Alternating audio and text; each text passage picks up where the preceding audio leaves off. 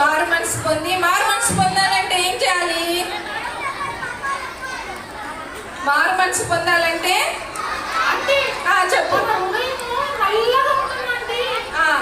ఎలా ఉంది పిల్లలు? మన హృదయము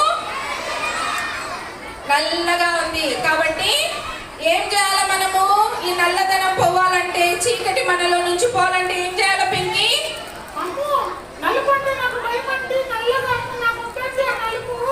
ఎందుకు భయము నీకు నలుపు అంటే?